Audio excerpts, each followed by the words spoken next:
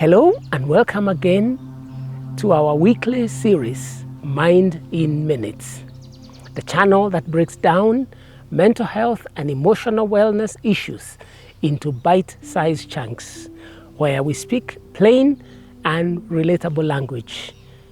I am Tim Godho, a psychologist and coach in Nairobi, Kenya. At the end of this episode, you will find a call to action that will help increase your happiness this week. Keep watching.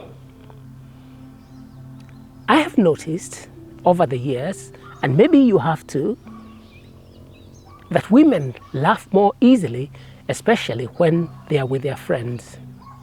And research actually confirms it. Studies show that women laugh about 126%. That is twice and a quarter more than men do in conversations. It's not that men don't laugh, it's just that women tend to find more joy in little moments, especially in trusted company. And here is the thing, laughter isn't just fun, it is medicine. Reuven Barron, father of emotional intelligence studies, put happiness and optimism right at the base, the foundation of emotional intelligence. Shakespeare said it centuries ago, with mirth, that's joy, and laughter, let old wrinkles come. In those United States of America, happiness is so important that it is written into their constitution as the pursuit of happiness. And for those of us who have read the Bible, have you come across this line? Rejoice, and again I say rejoice. I won't take it any further here, but you see, joy has always been central to human well-being. So, what does laughter actually do to the body? Let's look at the science of laughter. Laughter releases endorphins. That's your body's natural feel-good chemicals. It reduces stress hormones like cortisol and adrenaline. It boosts your immune system, increasing antibodies and natural killer cells. It helps your heart by improving blood flow and lowering blood pressure. It sharpens your brain. Laughter increases oxygen and circulation, which improves alertness and memory. It can even reduce pain. Your body's endorphins act like natural painkillers. And socially, laughter builds trust and connection. Our brains release oxytocin when we laugh with others. And yes, laughter is a mini workout. Your lungs expand, your heart rate rises briefly, and your muscles get activated. Many people pay for laughter.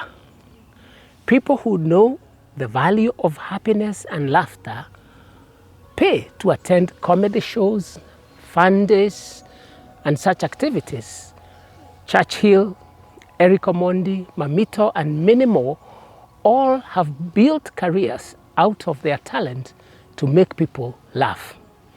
Holidays, cruises, fun parks, spas, all those people actually pay for them. One good laugh, it's like a free gym membership for your lungs. What you will find out is that joy and laughter will be found in common situations, people and places, and most times it will be free. Need we say more? I know this from experience. I have a group of friends from high school many years before the flood. And when we meet, there is no big agenda. We eat, we drink, and just laugh. And by the time we go home, everybody looks younger. It's like the laughter itself pressed the reset button. So why laugh often? Why should we laugh often? Because it relieves stress. It bonds us together. It is social glue. It builds resilience, so we bounce back faster from setback. It bonds us together. It's social glue. It builds resilience, so we bounce back from setbacks. Let's talk about success, relationships, and joy. Here is a twist. Success doesn't always make you happy, but happiness often leads to success. Happy people are more productive, more creative, and more resilient. In relationships, happy people attract others. They are a magnet. They build stronger marriages, friendships, and families. Why? Because joy is contagious. It spreads through laughter, shared moments, and even through the tone of voice. So, perhaps if we knew the habits of people who are happy and joyful, we might be able to replicate it for ourselves. So, what can we learn and do about the habits of joyful people? 1. Associate with happy people. Your mood often mirrors the people around you. Happiness is infectious, so is grumpiness. 2. Be a source of joy, not just a consumer of it. Bring laughter and lightness to your friends, family, and the workplace. 3. Celebrate small wins. Don't wait for the big achievements, the big breakthroughs. Clap for yourself and others in the little victories that you get. In the therapy room, I spend a lot of time teaching people to celebrate their successes.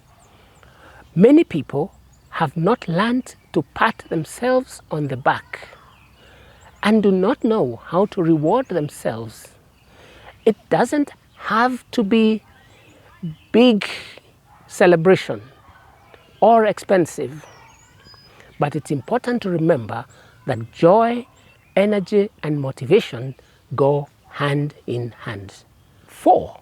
Recreate joy. When something made you happy, ask, how can I build more of that into my life? It's like this.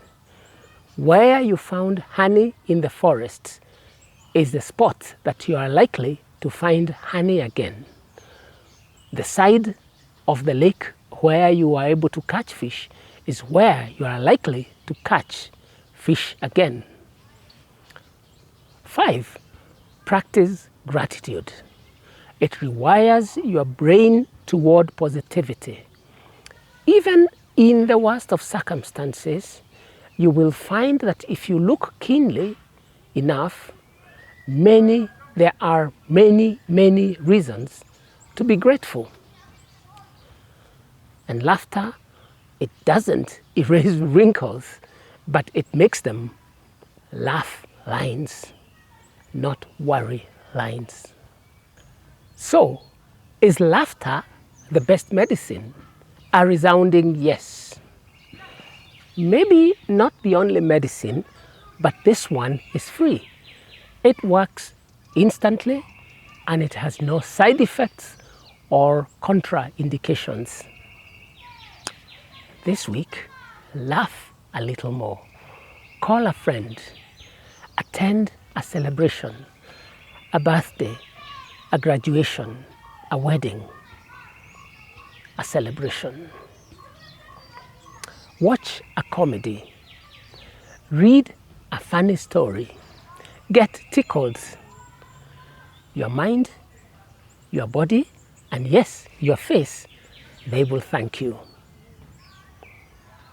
Joy, happiness, laughter These are not extras.